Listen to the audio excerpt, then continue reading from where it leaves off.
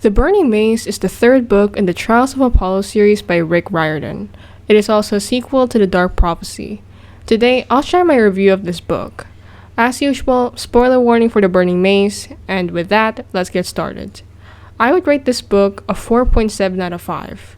It was quite a long book compared to the past two books, and the ending made me cry. Once more, it was a roller coaster ride for my emotions, and I just have no words to describe this book, aside from the fact that this is the book that really impacted Apollo as a person. Like, the events from the past two books did take a toll at him, but this was the one that really hit him hard, and it made him reflect to his actions. The Dark Prophecy ends with Meg summoning Grover in order to fulfill the prophecy Georgina said, and this book opens up to Apollo, Meg, and Grover running for their lives because of a bunch of Strixes. In the chaos, Apollo and Meg pass out, and later on, they wake up in this cistern, which was an underground chamber filled with dryads, or nature spirits, and they were basically Grover's friends. What really shocked me was that Melly was among them. Melly was a wind nymph and the wife of Coach Hedge. She was first introduced in The Lost Hero, where she met Jason, Piper, and Leo. I was shocked to see her because she should have been with Piper because she became Tristan McLean's new assistant after Jane. So, what was she doing here? Also, Coach's statement of, "We tried settling down with the McLeans in LA. Look how well that turned out," confused me even more. Like, what was happening to Piper's family? It made me quite concerned about Piper. I mean, she wouldn't just kick them out of their house, especially after what she and Hedge went through throughout the Heroes of Olympus series. And she did this even if Melly had Chuck, who was Melly and Hedge's son. So, Melly tells Apollo and Grover to go check on Hedge, and things get a bit heated when a guy named Macro comes in and attacks them. Apollo, Grover, and Hedge escape, and overhear a conversation with a horse named Incitatus. And yes, a horse.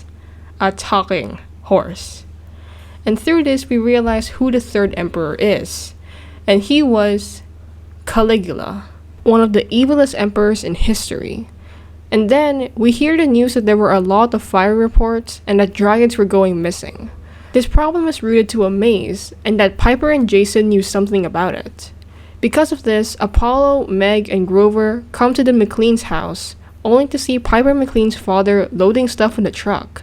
It looked like Piper and her dad were moving out, and it turns out that Caligula had ruined Tristan's career and sent him packing away his stuff.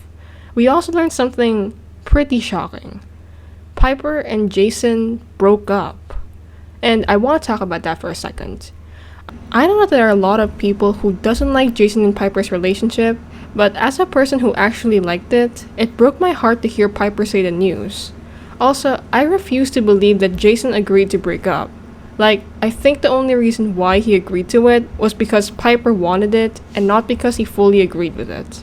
Piper's reasoning for breaking up with him was because their relationship was based on fake memories from the mist, but I believe that Jason loved her despite that. Like, he really loved her, and I felt that. I felt that through the pages, I felt that whenever I read his perspective, and nobody can tell me otherwise. Jason loved Piper. So much so that he picked her over Reyna, his childhood best friend who he had real memories with. And so much so that he was willing to do what he did in this book. And we'll get to that part eventually. And yes, I'm still not over what he did. And if that doesn't prove that he loved Piper, I don't know what will. On Piper's defense though, she was going through a lot, and she wanted to fix her life and basically pull herself together.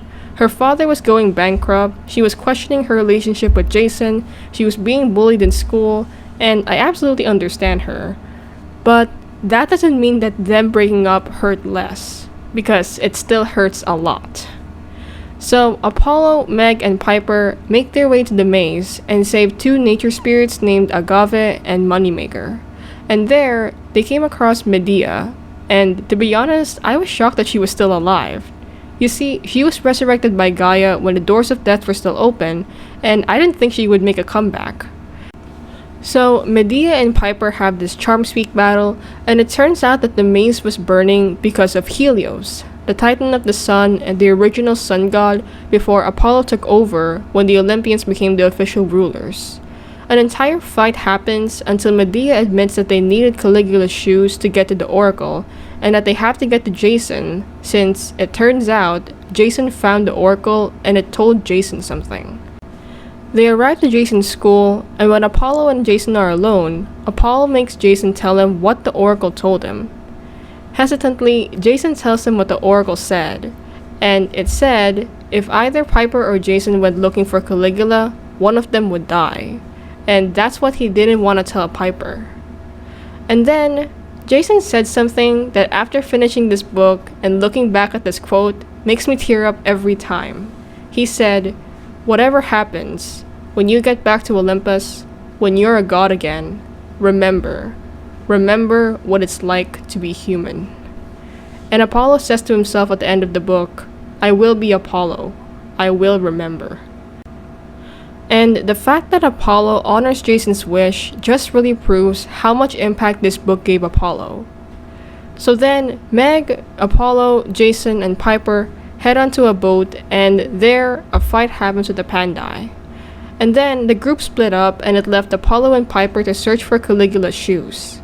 Soon, they were able to get it, but then, they heard the news that Jason and Meg had been captured. And then, the most notable scene of this book happens. Piper tried to use charm speak at Caligula, but Caligula quickly knocks her out. He threatens to kill both Jason and Meg, when suddenly, Apollo did something I didn't expect.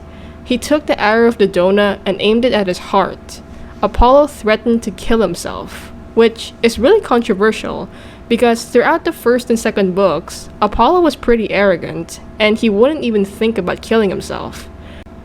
So, for him to offer his life for his friends says a lot about how much he grew. Things lead up to Apollo really stabbing himself, but for some reason, he missed his heart. I mean, even Medea pointed out the fact that Apollo was so stupid for missing his heart. Then again, this is a 5-book series, and Rick can't just kill his main protagonist at the 3rd book, so I guess it makes sense. Then, one of the most painful scenes to read in this book happens. While Medea and Caligula are distracted by Apollo's act of nearly killing himself, Jason blasts out of the storm he was trapped in, and it sent shrapnels all around the entire room. He calls on his horse Tempest, and he grabs his sword. Piper wakes up, and Jason and Caligula fought. Their fight was insane, and Jason is enduring so much at that moment. Pandai are shooting arrows at him. He's controlling so much thunderstorms. He's the one directing Tempest in the fight. And through it all, he is still able to keep up with Caligula. Things get really, as in really bad, when Jason looks back to check on Apollo and Piper. He yells, "Go! Remember!" which is a reference to the heartbreaking quote I mentioned earlier. And then, Caligula comes in and stabs Jason in the back with a golden spear, and Jason collapsed.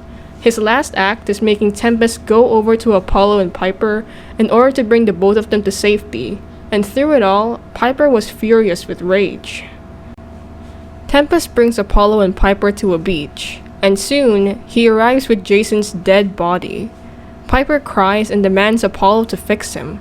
Apollo tells her that he can't, and Piper protests about the physician's cure, like how Leo used it to get back to life in the blood of Olympus. She even goes on about reopening the doors of death in order to get Jason back, and hearing her say these words just broke my heart. Apollo objects by saying that they can't do that because 1. They didn't have the physician's cure, and 2. Opening the doors of death was too risky after what happened in the Heroes of Olympus series. And then, she said something that added salt to the wound. She said, "What did he die for, Apollo? A pair of shoes?" And then she says, yeah, that's great. You can go see your oracle now, the oracle that got him killed." And then Piper's father comes in and asks what happened to Jason. Piper quickly lies about a surfing accident, and then she turns to Apollo and yells, "Apollo, don't come back. You hear me? Just go." Her father tries to defend Apollo, but Piper just screams out, "Go!" at Apollo's face.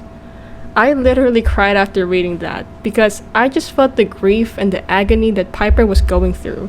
She was so broken. and the last lines of that chapter just made me feel even sorry for her.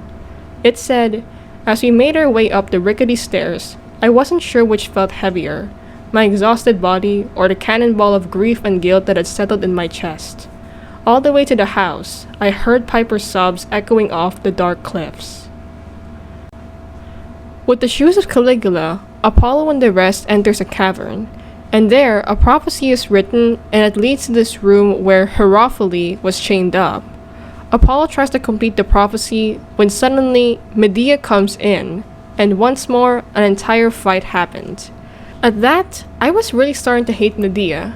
I mean, I didn't really like her at all in the Heroes of Olympus series, but what she did in this book really fueled my anger. Just when things seemed bad, someone stabbed Medea from behind, and that person was Piper. She came, and Medea was dead. Behind her was the Melii, and from the prophecy, they were able to get an acronym, which was Bellona's daughter. Instantly, I thought of Reyna and her sister Hyla, because both of them were the daughters of Bellona. I wonder what the prophecy meant about the two of them, and how they'll play a role in the next two books. So after killing Incitatus and a couple of other Pandai, Apollo, Meg, Grover, and Piper get out of there. And then, Piper goes to an airport with her father and the Hedge family in order to get to Oklahoma, when suddenly, Leo arrives with Festus. And then, what he says broke my heart. They were just 2 words, but it really hit hard. Leo said, "Where's Jason?" And this just gives me off the same vibe as, "Where's my sister?" which was Nico's line in the Titan's Curse. So, after they explained what happened to Jason, Leo was devastated. He started crying with Piper, and he even said, I couldn't even say goodbye." And it hit me that Jason hasn't seen Leo in person after Leo sacrificed himself to defeat Gaia. Jason didn't know Leo was alive, and he died without knowing that his best friend was still alive. And that just makes Jason's death hit even harder. After all the 7 has been through, imagine the effect of Jason's death on them. Especially, imagine Reyna's reaction, who was the closest person to Jason after Piper and Leo. She was Jason's best friend to the fact that she had romantic feelings for him. She cared about him so much that she forced herself to be okay with Piper and Jason's relationship. She fought her way and risked losing her praetorship for him in the House of Hades and the Blood of Olympus. Reyna was practically family to him. They were childhood best friends, and if there was someone who knew Jason before Hera erased his memories, it was Reyna. So, Apollo enters the plane along with the rest, and they plan to head to Camp Jupiter after the recent attack and the daughter of Bellona part of the prophecy. Apollo ends the book with this quote, "But from now on, I would be more than Lester. I would be more than an observer. I would be Apollo. I would remember." So now, the question for this book is, what did I feel about Jason? Jason dying was really shocking to me because I didn't think Rick would kill off anybody from the 7. With that being said though, I think that Jason's death really shaped Apollo for his major character development in the last 2 books. Also, it was Jason's choice, and I guess we should honor it. Jason did that not just to save his friends, but also to fulfill the prophecy the Oracle told him. The Oracle told him that either Piper or Jason would die, and Jason sacrificed himself in order to prevent the prophecy landing on Piper. He did this despite his fatal flaw. Okay, so Jason's fatal flaw is temptation to deliberate, meaning he wouldn't do anything risky, and what he did in this book was risky, and it got him killed. So, overall, Jason dying devastated me, even if he wasn't my most favorite out of the 7.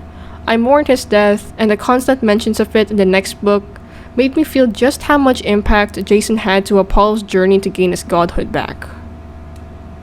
So, how about you? What did you feel about Jason? Let me know in the comments down below.